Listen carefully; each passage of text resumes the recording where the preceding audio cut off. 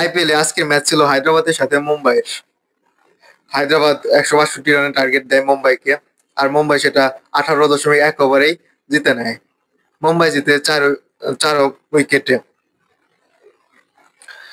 আমরা যদি দেখি পুরো ম্যাচটা, প্রথমে মুম্বাই টসে জিতে আর হায়দ্রাবাদ ব্যাটিং এ পাঠায়। হায়দ্রাবাদ থেকে ব্যাটিং করতে আসে অভিষেক শর্মা আর ট্রাভিস হেড। অভিষেক শর্মা ২৮ বলে ৪০ রান করে, তা মোটামুটি মারতেছিল অভিষেক শর্মা, কিন্তু ট্রাভিস হেড মারেই না। ২৯ বলে ২৪। ট্রাভিস হেডের ক্ষেত্রে একটা কথা প্রযোজ্য আছে যে উনি ব্লু জার্সি দেখলেই খেপে যায়, মানে গুরু যেরকম লাল কাপড় দেখলে খেপে যায়, ট্রাভিস হেড ব্লু জার্সি দেখলে খেপে যায়। কিন্তু আজকে আর হয় নাই। এরপর আসি ঈশান কিষান প্রথম ম্যাচে একটা 100 করলো, তারপরে ৬ ম্যাচ ধরে আর কোনো রান নাই। তারপরে নীতিশ কুমার রেড্ডি ২১ বল থেকে ১৯ রান করে।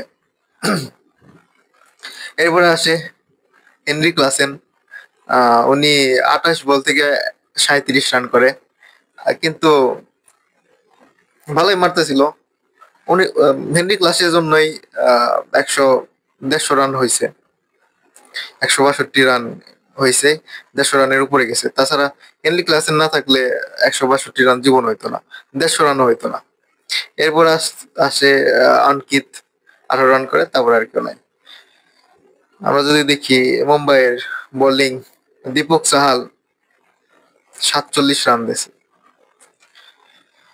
সবচেয়ে থেকে ভালো বল করছে পার্ট টাইমার উইল জ্যাক্স, ২টা উইকেট নিছে ১৪ রান দিয়ে ৩ ওভারে, ভালোই বল করছে। আর যদি মুম্বাইয়ের ব্যাটিং এ দেখি, মুম্বাই ব্যাটিং এ রোহিত শর্মা, এই বান্দা একদম ২০ ওভার একদম বসে থাকে। এরপরে আসে ব্যাটিং করে ১-২ ওভার দামাদাম মারে, তারপরে আবার আউট, বসে থাকে যায়। আজকে ১৬ বলে ২৬ রান করছে, ৩টা ৬ মারছে। রায়ান ২৩ বলে ৩১ রান করছে। এরপরে সূর্য কুমার ১৫ বলে ২৬। আর কে, এতো ম্যাচ জিতে গেছে। উইকেট প্যাট কামিন্স, উনি অনেক ভালো বল করছে, ৩টা উইকেট নিছে। এরপরে আমরা যদি দেখি আজকের পর থেকে পয়েন্ট টেবিল, দিল্লি সবচেয়ে থেকে আগে ১০ পয়েন্ট নেয়া, মাত্র একটা হারছিল ম্যাচ দিল্লি।